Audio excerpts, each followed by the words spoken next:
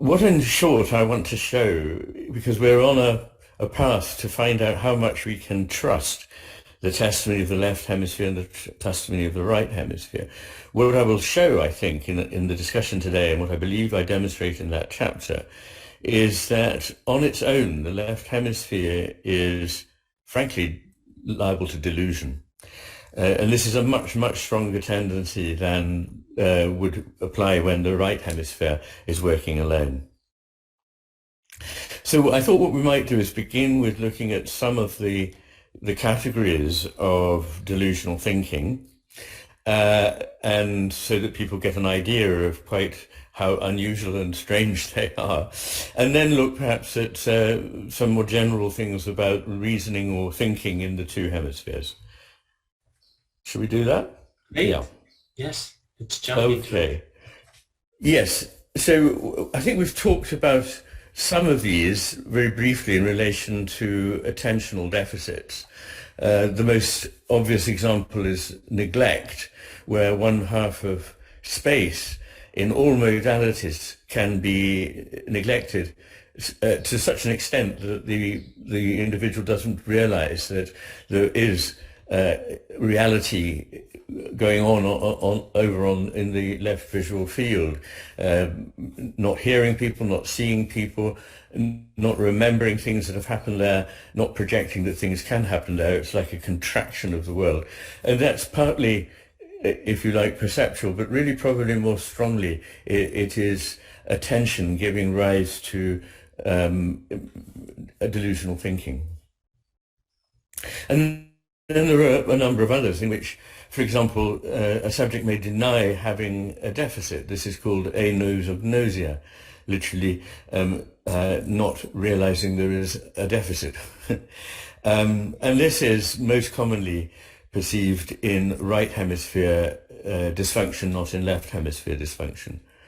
In fact, that is so grossly true across all the categories we'll discuss that I will point out where it is not true, but generally speaking, in almost all cases, the strange set of beliefs are due to the left hemisphere working in an unbalanced way in which the right hemisphere is not giving its anchoring in reality.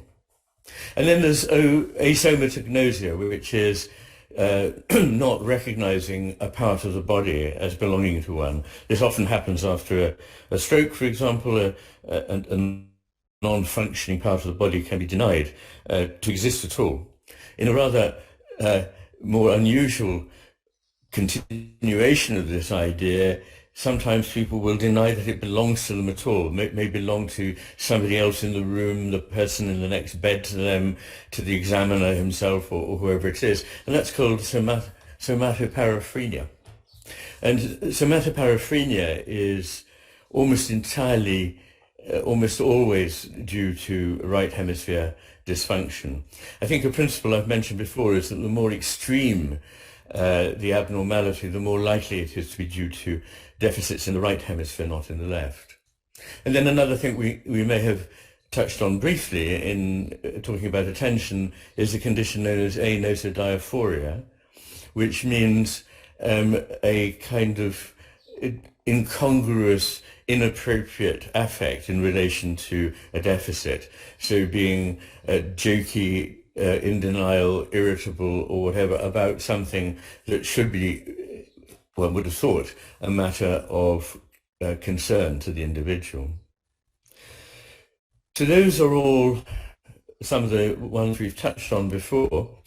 We may have mentioned also, because it seems to be separately occurrent, is prosopagnosia, which means the inability to recognize a face. And there are a number of aspects of right hemisphere function that seem to me to suggest that this would be likely to be a right hemisphere deficit state. It's true that facial recognition is largely a right hemisphere phenomenon, frontotemporal right hemisphere phenomenon. But it's also a matter of being able to recognize a whole as distinct from the parts. You don't recognize a face by going big nose, hair parted in the middle, whatever it may be. You take the whole thing in as a whole. And it's also requires a capacity to recognize the same constellation of features, the same whole of a face, at a range of different angles and different lights, and therefore to be able to be very flexible in the way that one sees things. There's also a whole category known as delusional misidentification. And this is when somebody thinks that somebody close to them has been replaced by an imposter. And it's the inverse of that is the Frege syndrome, in which people see somebody they know in somebody that they don't know. They mistake somebody they've never seen before, for example, their partner. And there's also lycanthropy, where one mistakes one's own body and thinks that in fact one's been turned into a wolf. So these are all rather unusual. And Capra and Frege are due really to having no sense of the continuity of a whole over time. In talking about prosopagnosia, I pointed out that the right hemisphere is the one that's able to perceive a whole.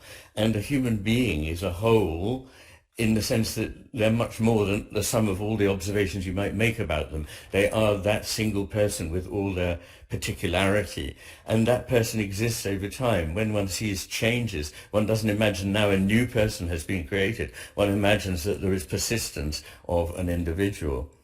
Of course, there's a marvelous syndrome which we ought to spend a little more time on, called Cotard's syndrome, which is effectively a syndrome in which somebody believes that they are already dead. So, Alex, what do you think about Cotard's syndrome? It's extraordinary, isn't it? Yes, and especially because you mentioned that this can be interpreted as a strong sense of devitalization. And when you explain Yes. the example of the patient that not only thinks it's dead, but asks when the physician pulls some blood out of the patient could not believe it belongs to him or her. And also you Yes. mentioned some of those patients demand to be buried and so on.